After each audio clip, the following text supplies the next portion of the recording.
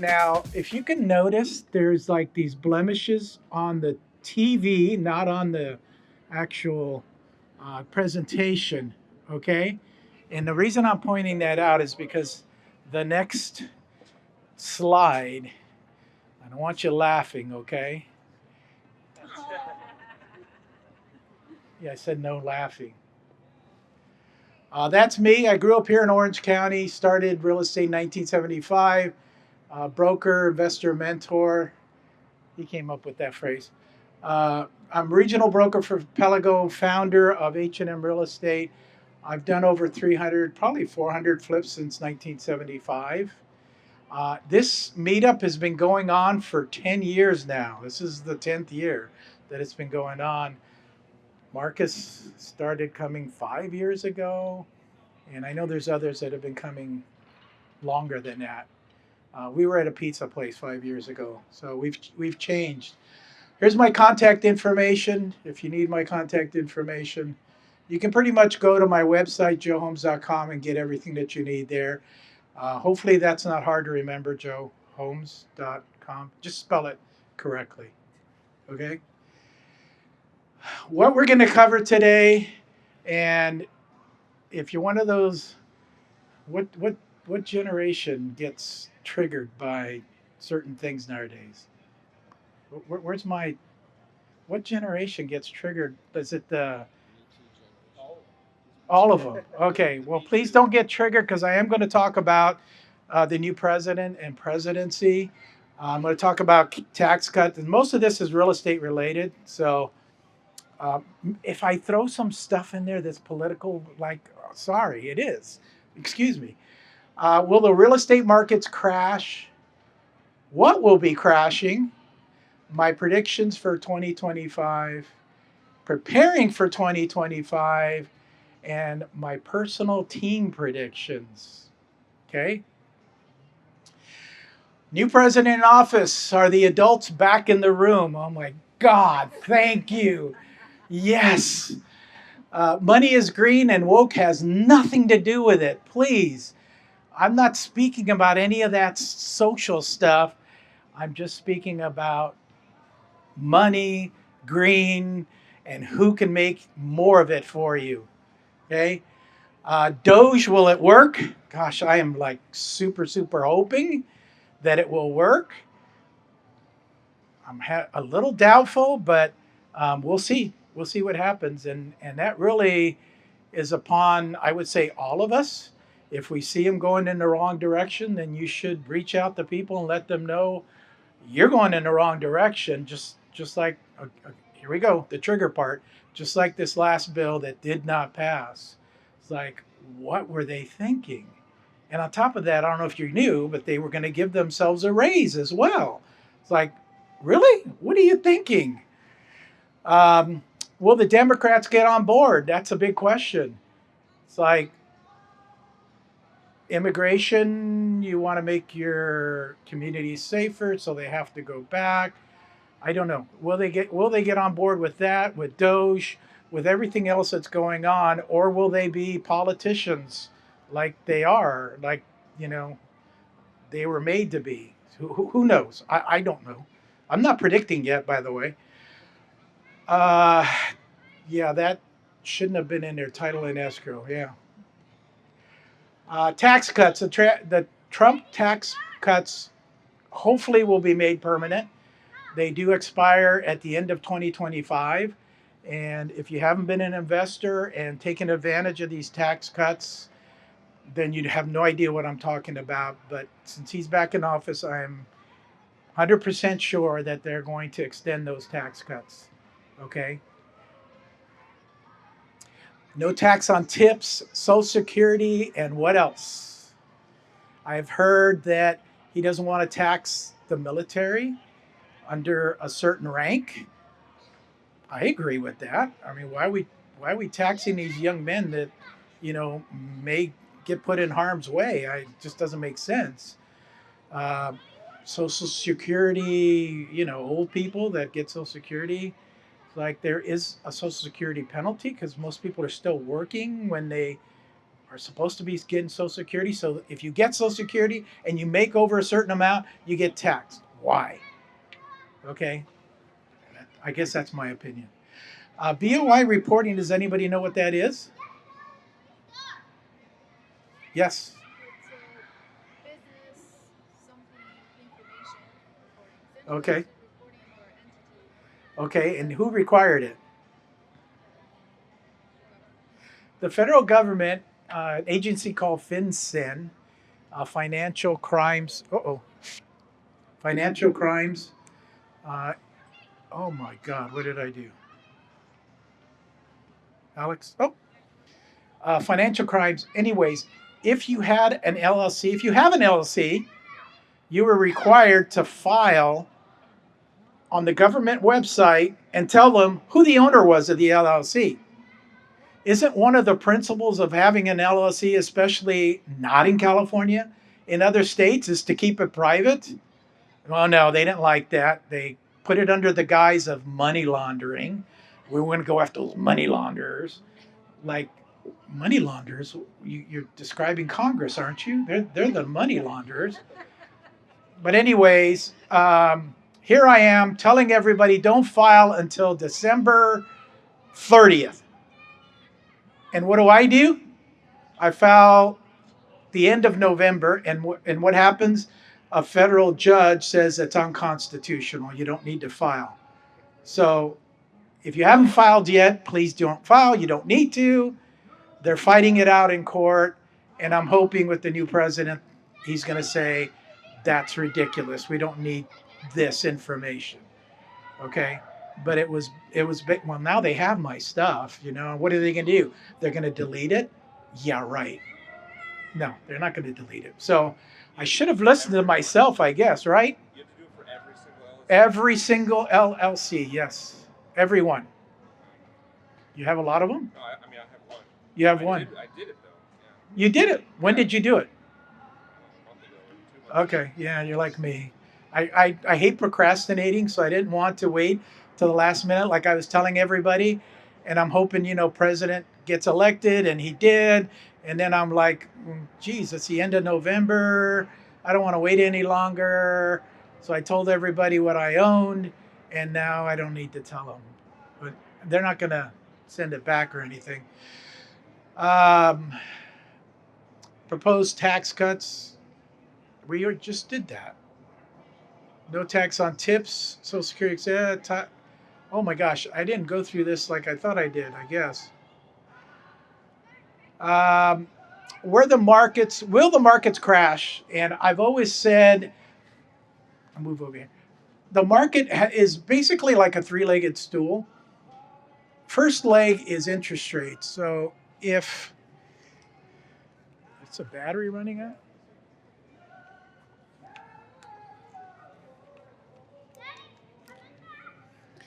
So testing, yeah. Just company battery.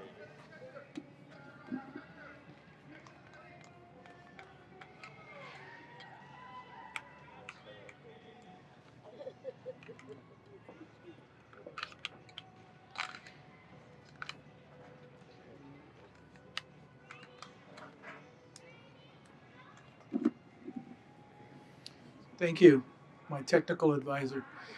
Interest rates, if you were buying a home right before COVID, you're paying 3%. On $1 million loan, that's 4,216. Today, $1 million at 7% is $6,653. So you can see the big difference there. It is a big difference. Employment is the second leg, and the banks.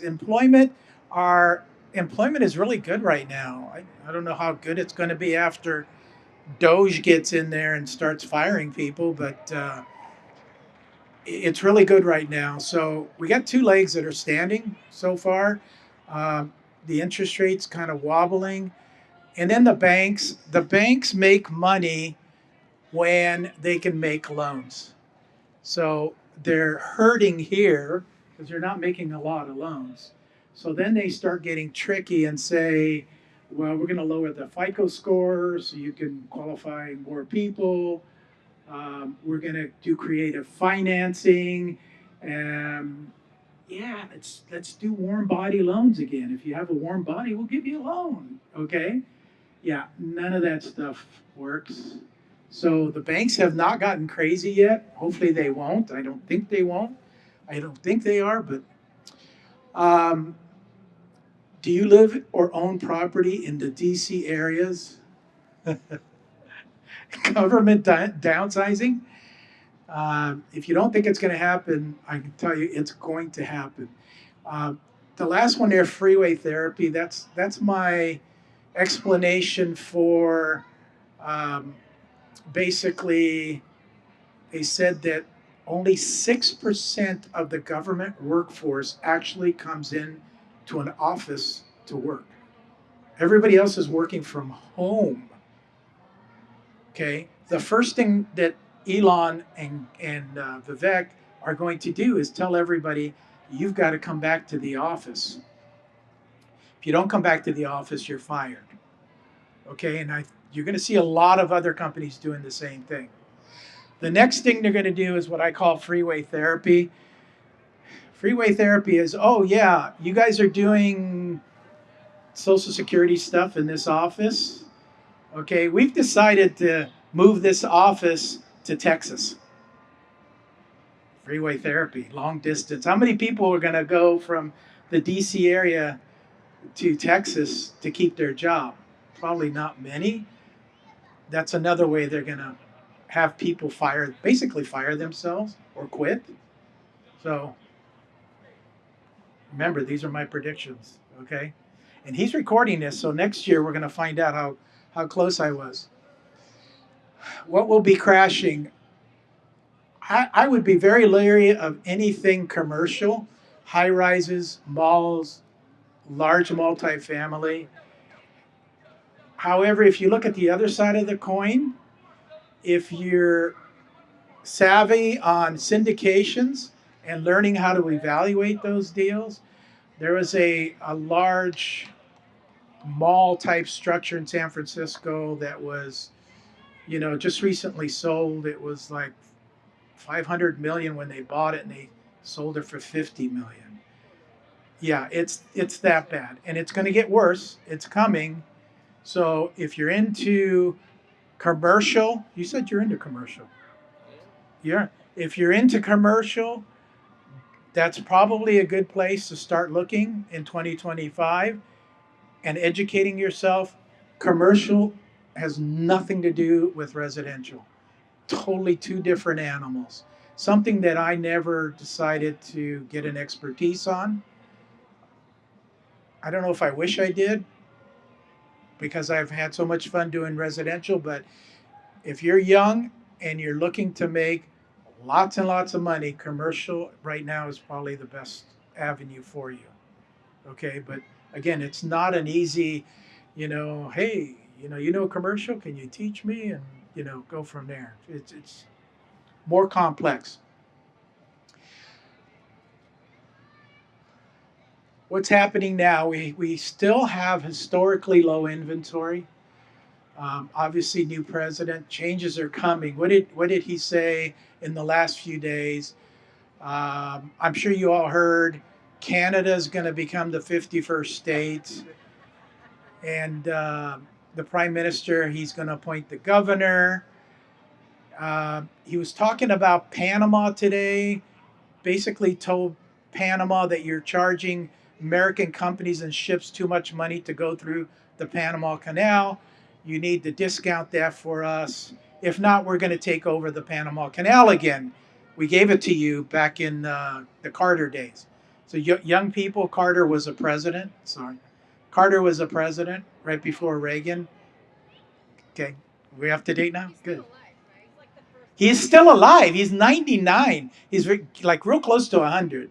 Yeah, and he actually, I'm not kidding you. They rolled him out, and he couldn't even say anything. He said, "I'm voting for Kamala Harris." It's like, come on. I told my wife, if you ever do that to me, it's like I'm gonna come back and I'm gonna haunt you for the rest of my life. Stock market at records highs. That's very concerning to me.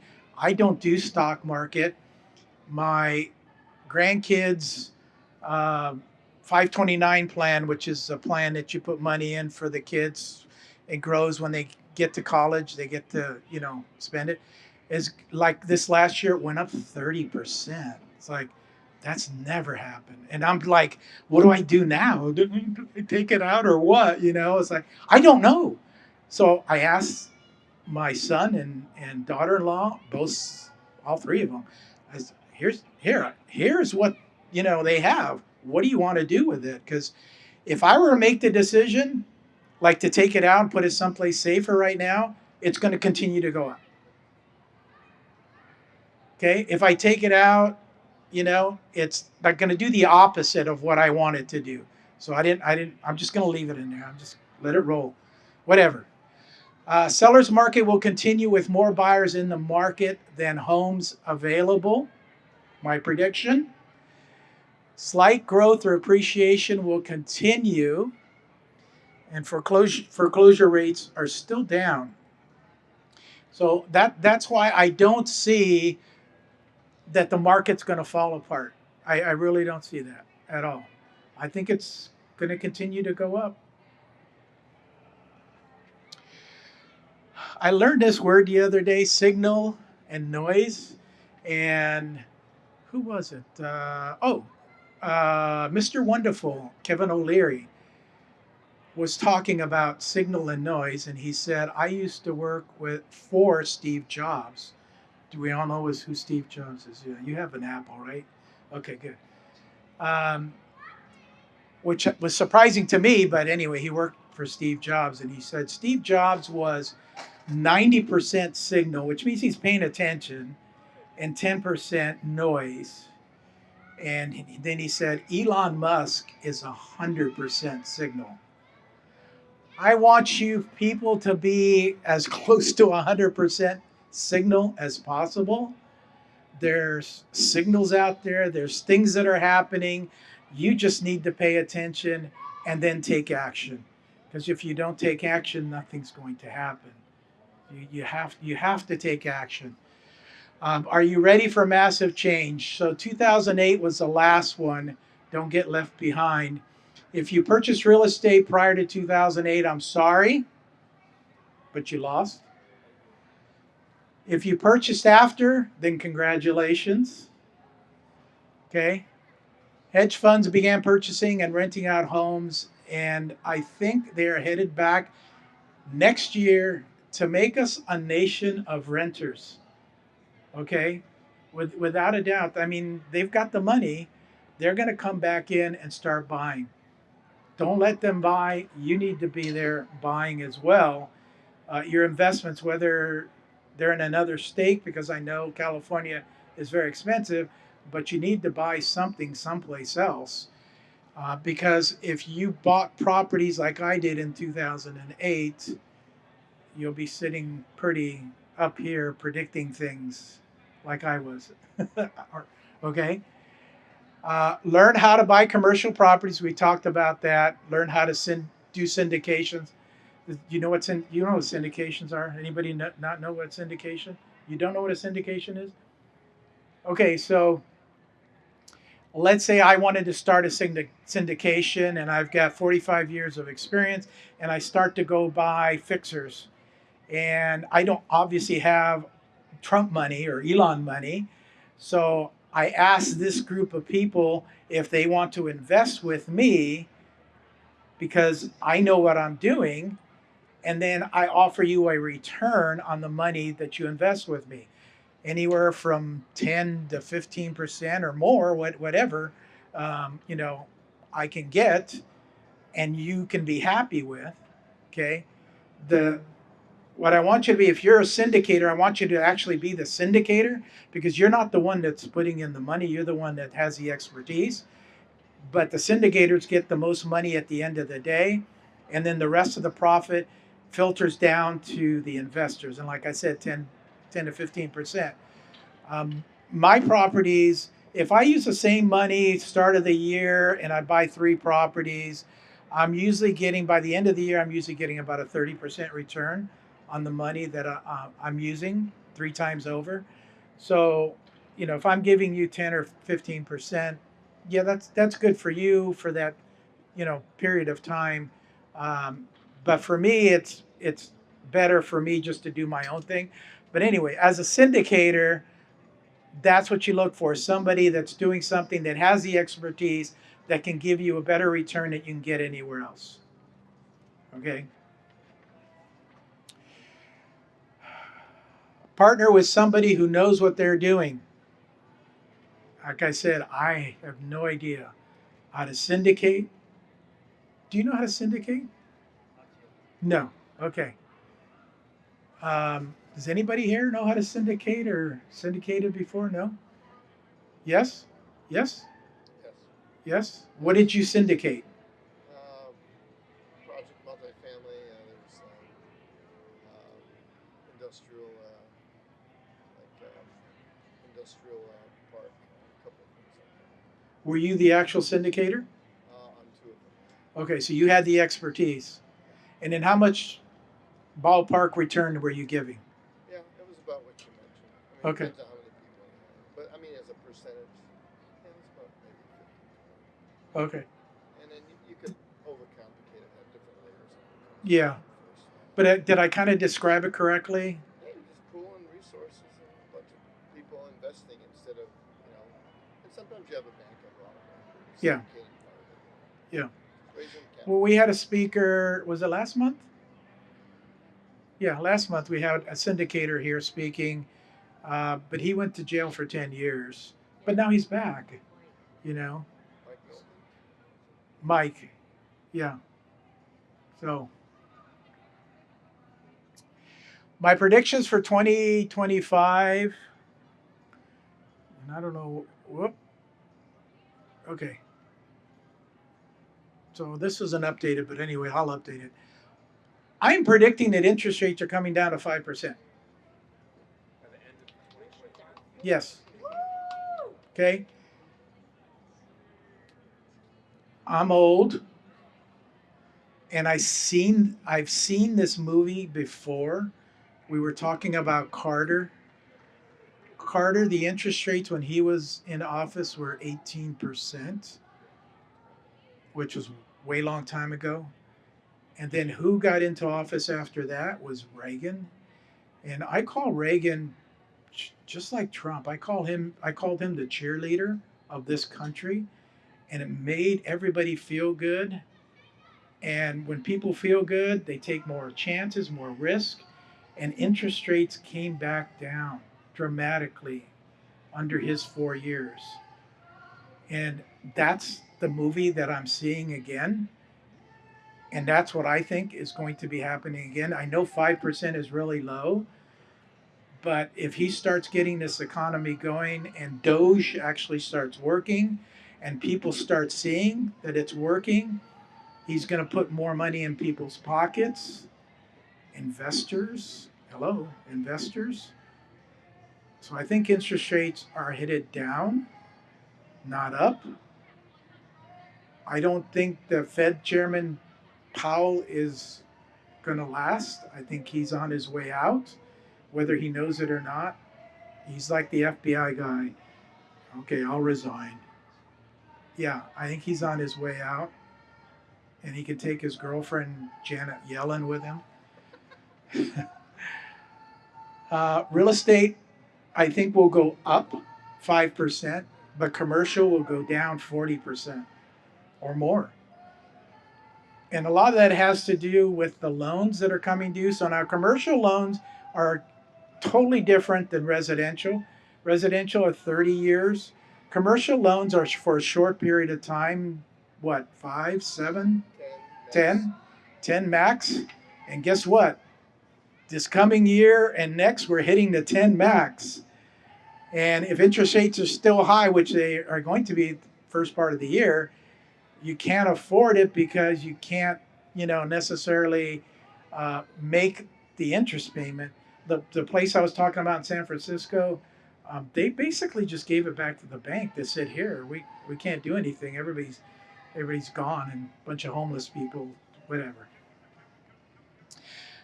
Canada will become the 51st state. That's a joke, okay? That's a joke. U.S. will declare war on Mexican cartels. I don't think that's a joke. I think we're headed that way. I think Trump's going to get real serious with these people that are bringing drugs and people over here. And he's going to say, sorry, this either ends or you end. Um, and may go from there. My predictions for my team, my first one, I don't know why it's not there. I guess I pulled up the wrong slide. But it's Leo Gutierrez group. How many people does Leo have working now? 4 people. Okay. You just told me he did 15 flips last year. This year. Well, we're still okay. I'm in 2025. I moved on. 15 flips last year. Leo's story is I met him how long ago? 3 years ago? 4? Yeah, 3 or 4 years ago. He was working for another broker at another office, and he was doing work, and they were showing him what to do. But he said that the broker wouldn't let him do anything.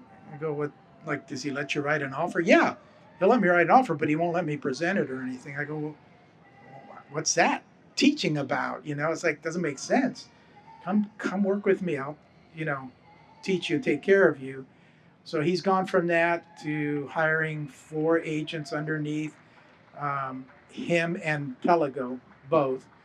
So Pelago's the umbrella, and then he um, hired 4 additional agents and 15 flips.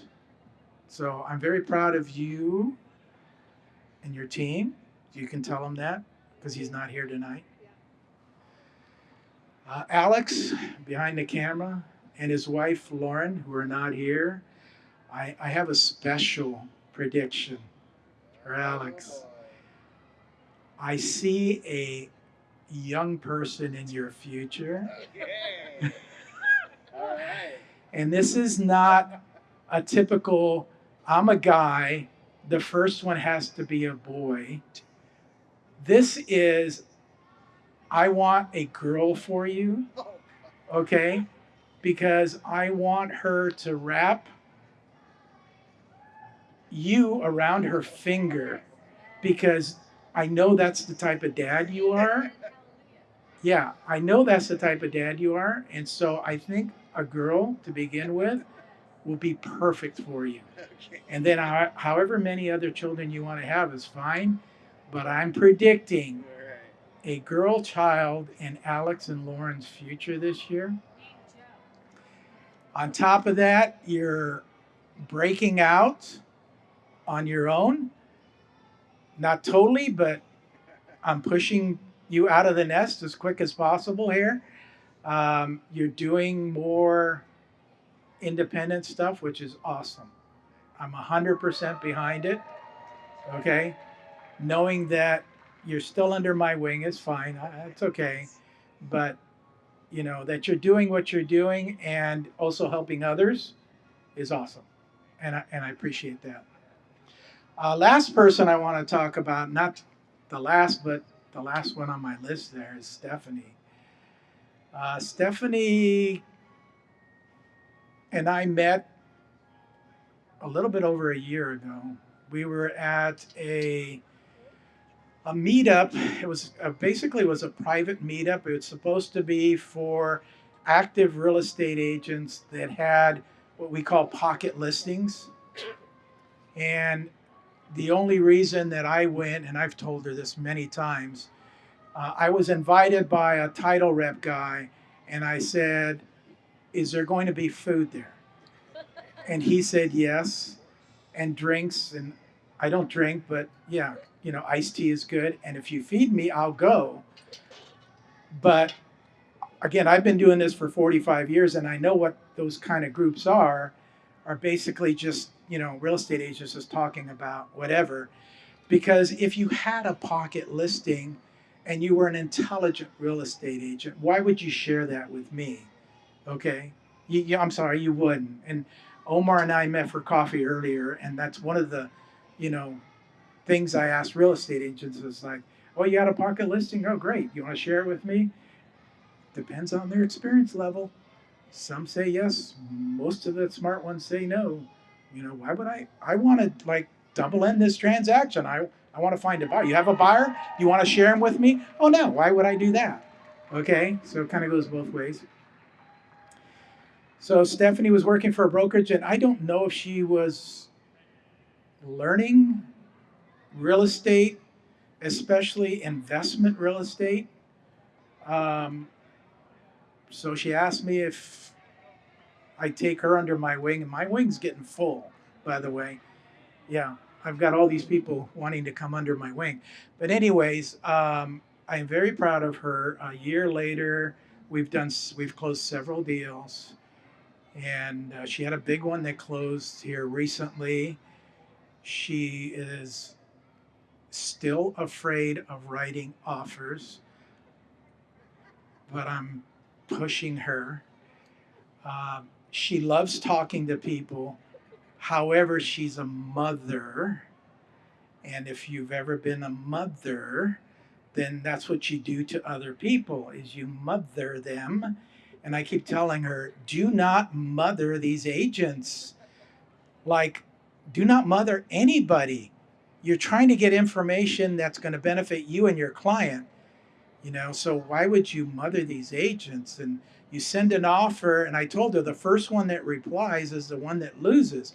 Send an offer. Joe, should I call him? Should I text him? Like, what should I do? I said, nothing, just wait.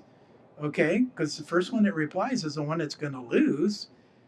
Okay, so you send an offer and you wait for a reply. It takes 2 or 3 days, fine. It takes 2 or 3 days, just wait. You can't tell them that you're like totally excited to do all this stuff. That's hard for her. That's hard. And I'm like telling her, like, are you listening to me?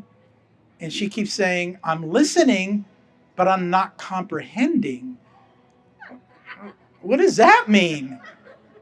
It's like, so I'm trying to continue to pound this into her head. We recently leased a place in Irvine, and there was like 3 or 4 pages of uh, what you need to do to move into this place written out by the HOA, not me, by the HOA. And she asked me, well, what should I do? Should I give this to the tenant? I said, yes. Well, should I walk him through all this stuff? And I go, what? You're his mother now? Again. It's like, no, just give it to him. He's an adult. He can read. He knows what to do. He needs to give them money to move in, and then they'll give him the money back. But you can't mother these people, period. Okay? And I don't know why it's so hard. But she has come a long way, and I'm hoping in 2025, by the end of the year, she'll be like out of the nest. But she keeps saying no. But I keep pushing. Hopefully, she's got enough clientele and business that she don't need that individual help anymore. It's not a big deal that she doesn't know how to do disclosures. Writing offers is a big deal. You need to like do it. That's the only way to learn is to actually do it. Disclosures are a different story because you can hire somebody to do that, and I know you don't want to do those either. I don't blame you. After 45 years, I don't do them either. I just let somebody else do them. But you do need to learn how to, and we're going through the process, how to negotiate with other agents, not to give away the store, because she loves to give away the store. She loves talking to them, and it's like, stop. It's almost like Alex was on a call for a wholesaler, and 45 minutes later, he's still talking to this guy, and they're talking about World War II. And I'm like, Alex, like, what's the point? You're not trying to buy at this point. Oh, I'm just creating rapport. 45 minutes of rapport? Come on. You've got to cut it off at a certain point in time. So please don't give away the store. And she is learning. She is. I have to give her credit for that. But that's my predictions for my team. All right. Thank you. Any questions? Yes. You said that hedge funds would be going on a buying spree. Hedge funds, right? Yes. Why do you think so? Like why hedge funds? So what changed? Like why would they be interested to buy right now? Is it because of the One, they have the money. okay? Two, they see who's president. Okay.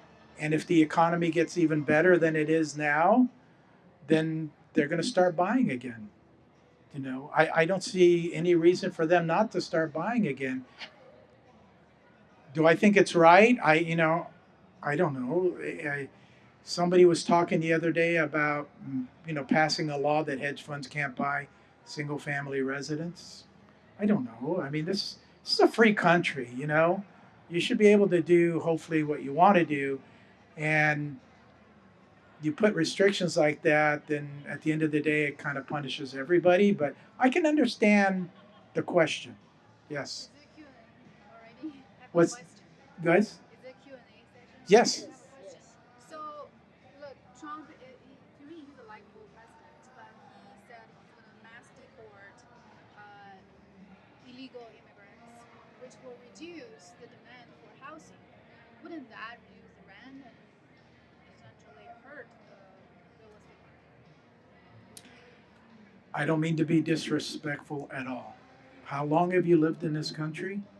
15 years. Okay. The people that are coming right now, they don't have any money. If they did, they wouldn't be in subsidized housing, getting phones, living in $500 a night hotel rooms. They're different than, anybody else that comes here legally with a visa. They're totally different. These people, again, I don't mean to be rude or anything, but they're not participating at all. And I mean, if you have somebody that's participating, then that's great. That's what we're here for. This is the American dream. You can start from the bottom, and be the richest person in the world. Okay, Elon did it. He's not American. He's South African, I think. South African? Yeah, he's South African. So anybody can do it. It's that I don't think that the people that have been coming over fit that criteria at all. They have not been paying rent, essentially. They have not been paying rent.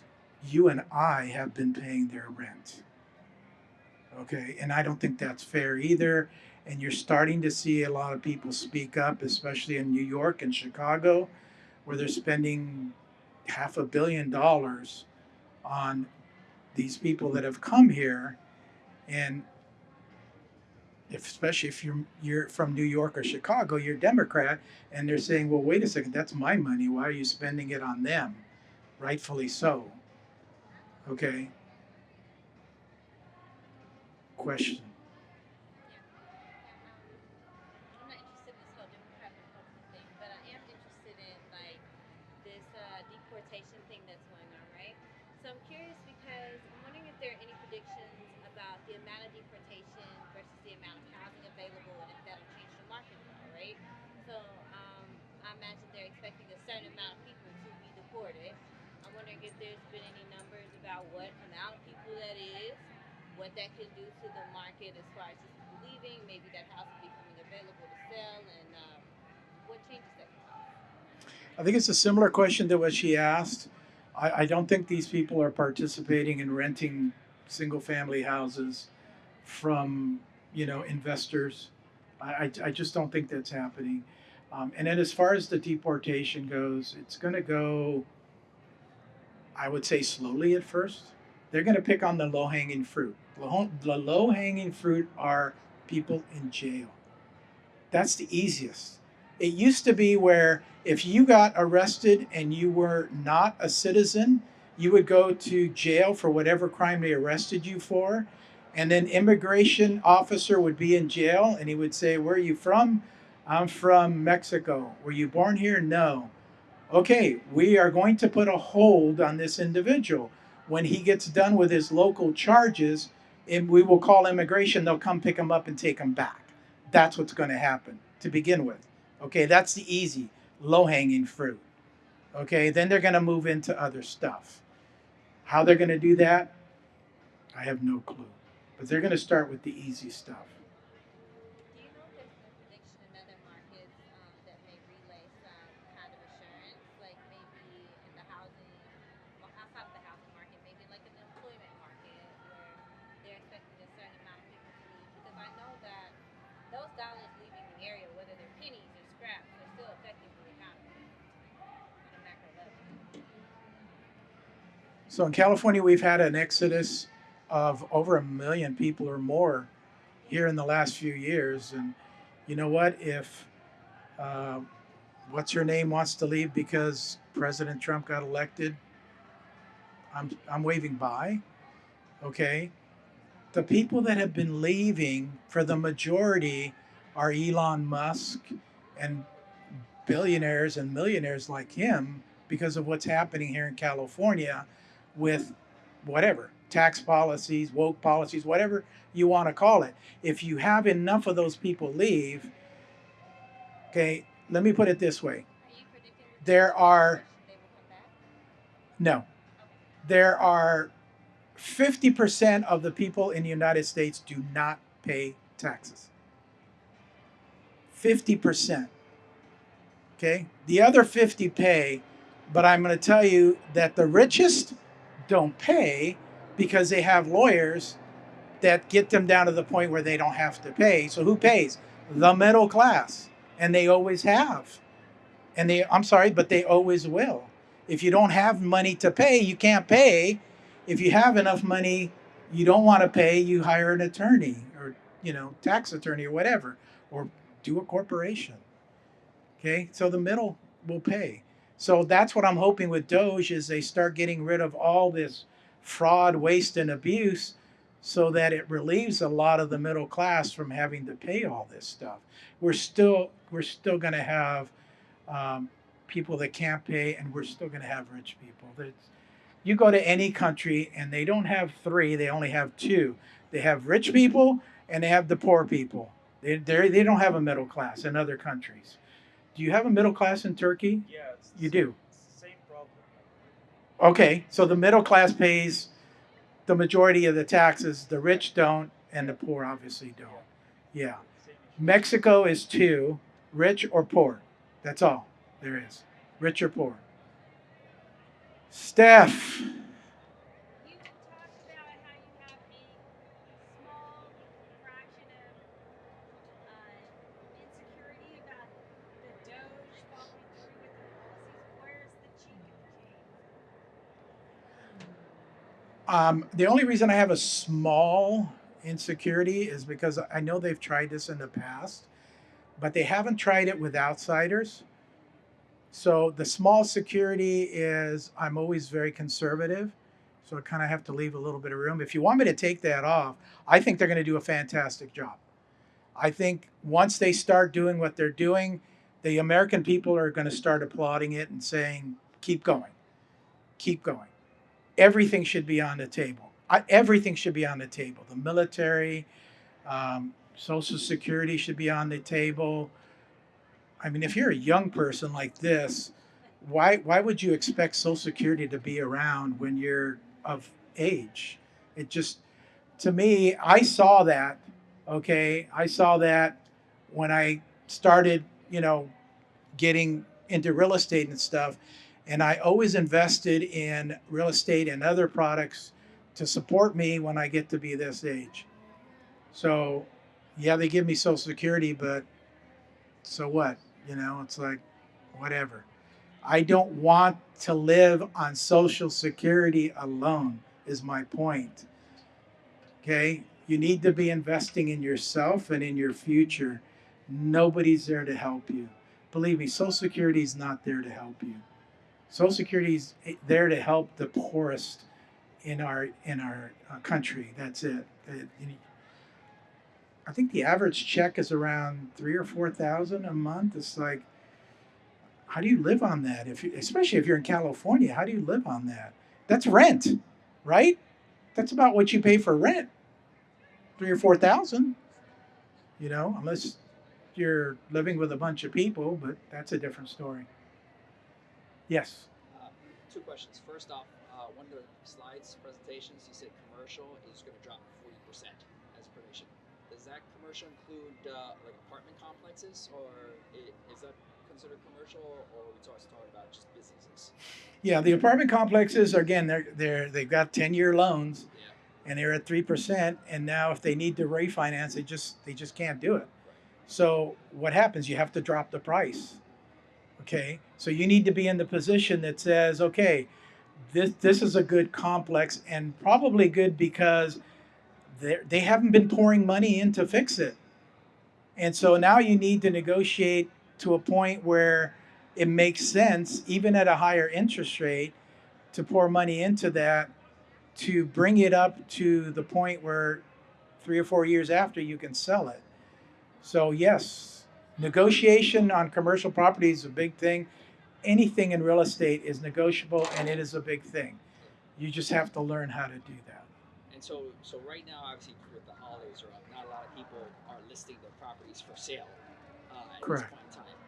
The challenge also now, we're coming up to we're an election year, so the torch gets passed on January 20th.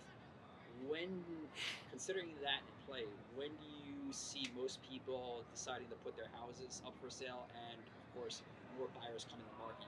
Does that usually start like mid-January, or do you think they're going to wait a little more until like maybe February? Now, I would say mid January. We've got a couple of flips that we took off the market for that reason, because it's just a slow time of the year. So why let it sit there doing nothing? So we took them off. We'll put it back on mid January. Um, and that's just unfortunately a real estate cycle for flipping. You know, I don't necessarily like to put properties in January for sale. I like to purchase properties in December and January and then finish them up in the normal hot season for California, um, May, June, July, those. But it is what it is. So if you need to sell, then yeah, I'd say the second week in January is when you'll start seeing stuff come back on the market. You know, but they're like every seller out there. Joe, I want $1 million for my property. Well, the last few sales have been 850,000. Like, how do you expect me to get you $1 million? Well, because you're good. I go, well, no, it doesn't work that way. It doesn't work that way. This is 850 is your neighborhood. You know, I know you have the heavy duty nails on the house, but still, I can't get a million. We can try. Oh, I'll list it for you for $1 million. But if it doesn't sell, please don't blame me. Start dropping the price. And so the ones that you see coming in January are people that they're going to need to sell. So hopefully they price it correctly. They listen to their experienced real estate agents. They price it correctly, and it starts to sell.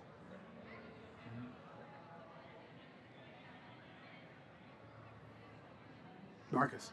So who's the Joe Holmes of commercial real estate? I don't know. I don't know anybody. That's a great question. I'll have to think about that. I have a couple of agents that are commercial experts. I'm thinking about one right now. If you want, I'll text you their information. Just to learn. Yeah. Curious. Uh, but yeah, no, I don't. I don't like. I don't have anybody directly on my team that just does commercial. I wish I did. You know, that would be very beneficial and helpful. Yes. Anybody else? Alejandra, you're quiet back there. You have any questions? What? Questions? She has predictions. You have a prediction? Okay. 2025 I can't hear you. 2025 will be the year for everyone here. Kind of what I said, right? Bold 2025 prediction. will be the year. Yes, will be the year that you need to do something. If you're not doing something in 2025, I'm wasting my time and my breath up here.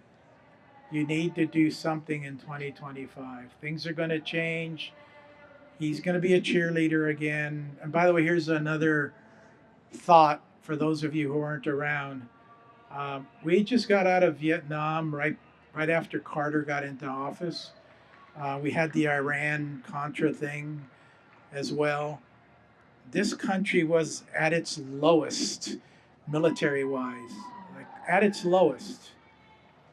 And so, what did Reagan do? He decided to start a war.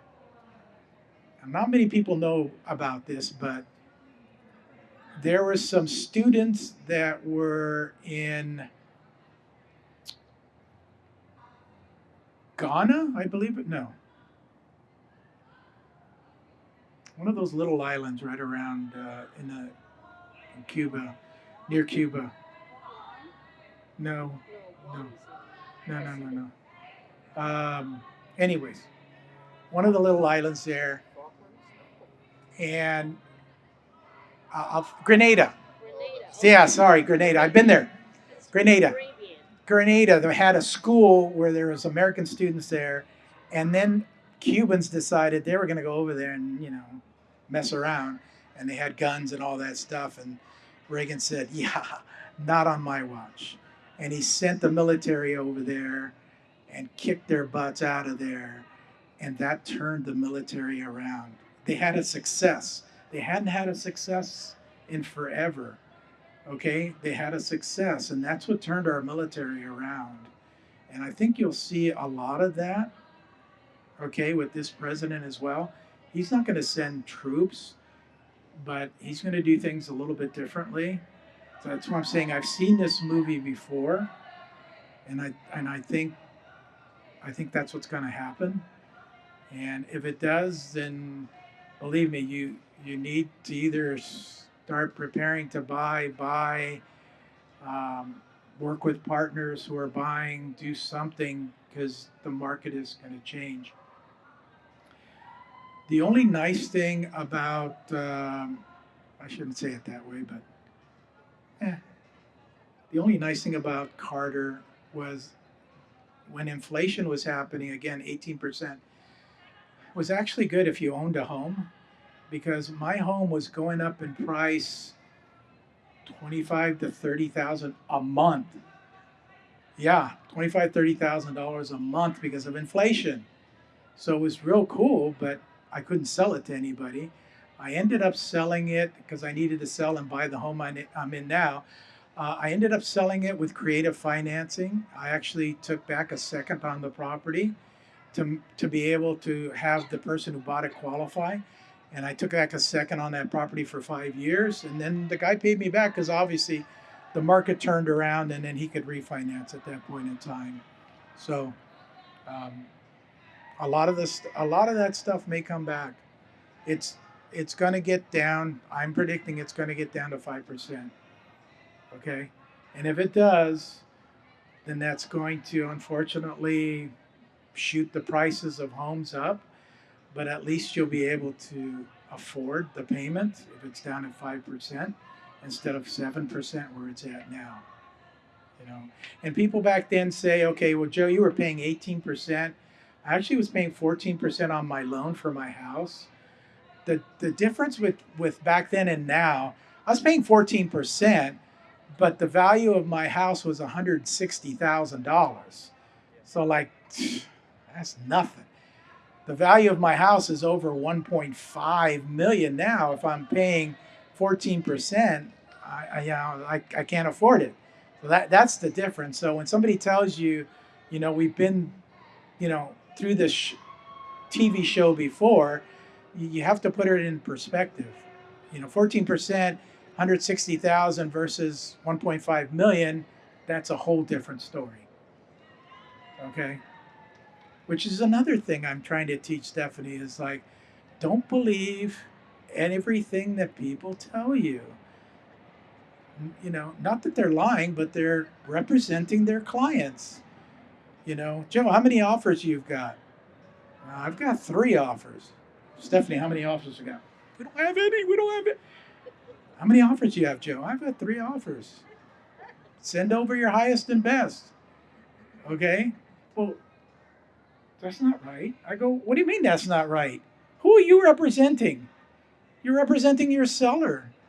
Okay, you want to get the most money for your seller, don't you?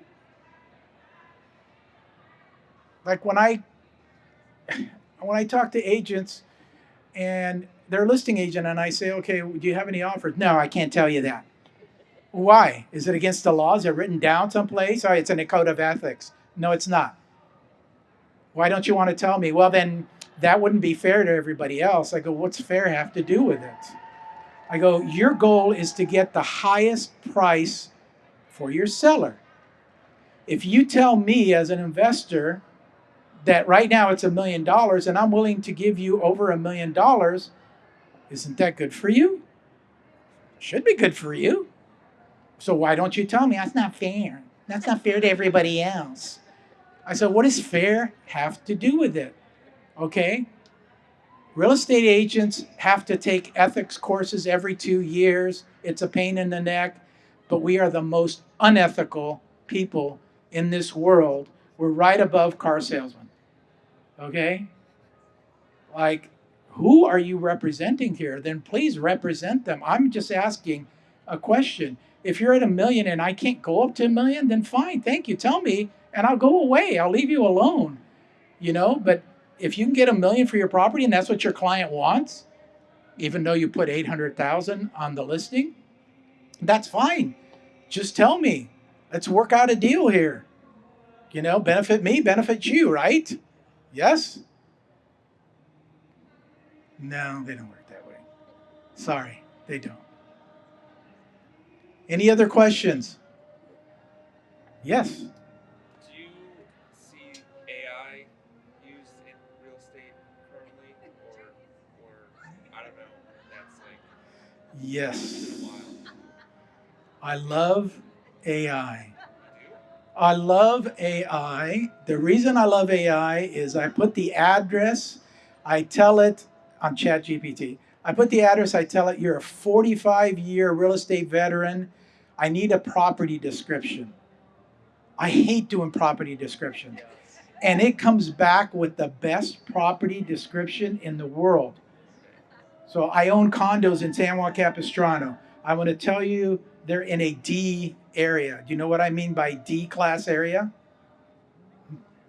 A, B, C, D. Okay. A is Beverly Hills. Gotten to D's. I don't know. Okay. D area.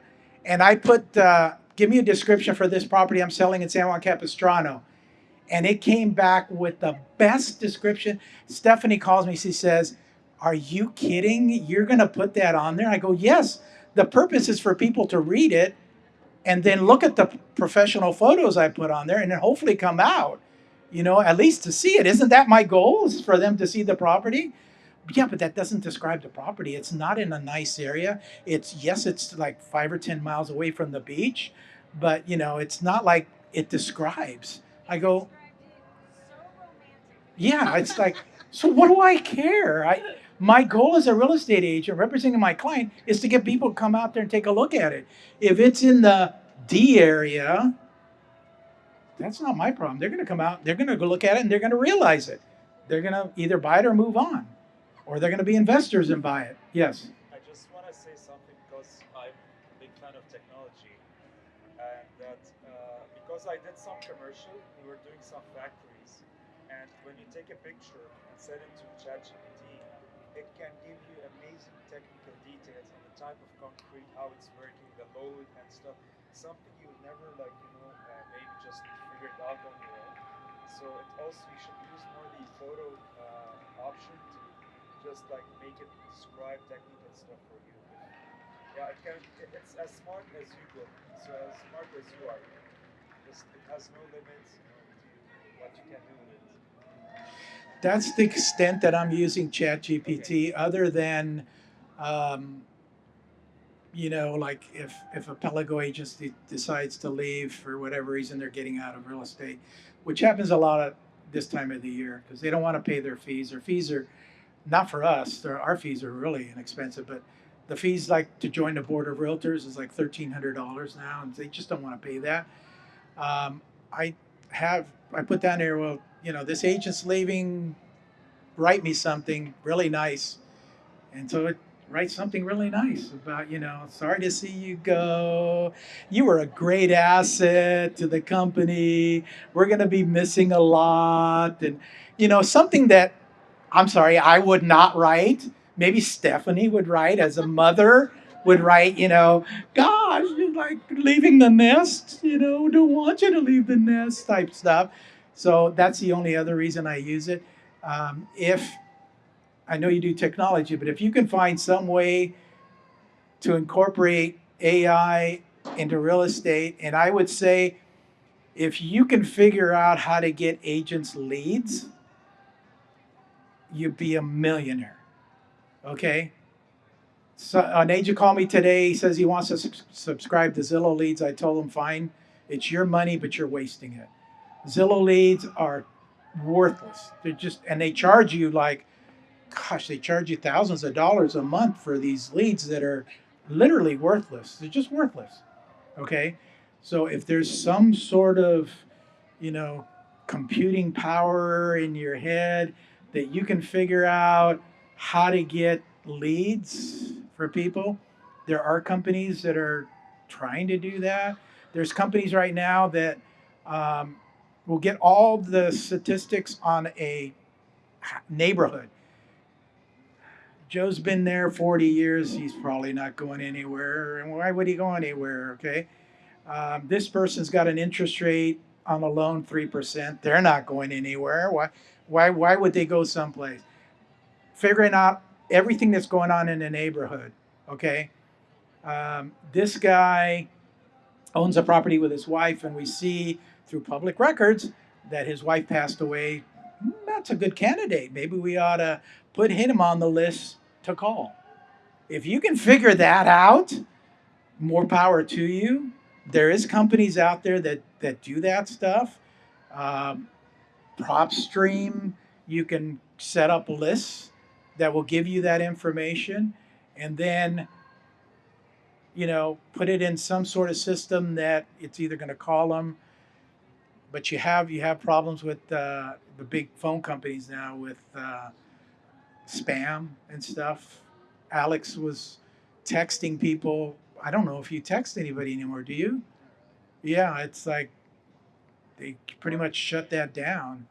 Emails the same way. It goes into spam. So again, if there's somehow your brain can, figure out that I can get a bunch of leads if I do this, then you can sell them to real estate agents. Because you know what? The easiest people to sell something to are real estate agents. We get calls. I get calls 3 and 4 times a day. Joe, I've got the secret for you. I can give you a bunch of leads, no cost. Oh, hey, I'm calling about the no cost leads. Oh, yeah, there's a setup fee of $5,000.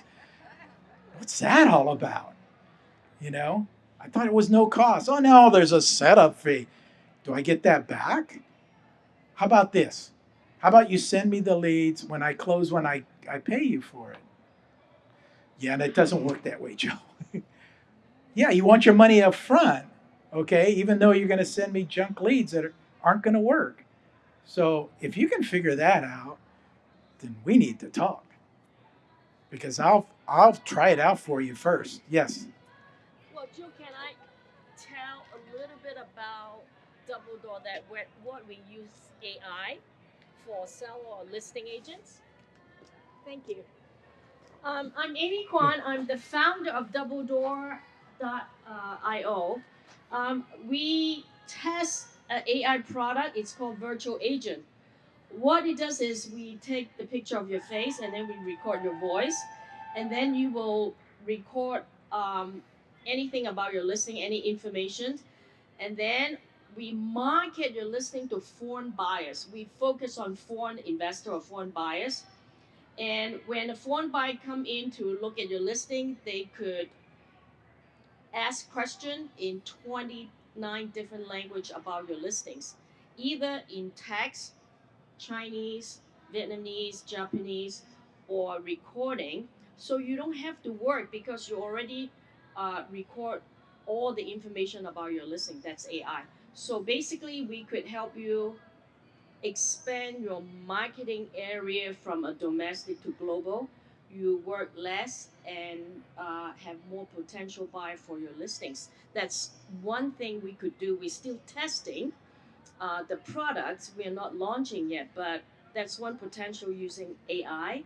The other stuff we use AI is translation. So we list your property with double door. We charge fees for 6 months, and then we could translate your listings and market to foreign buyers.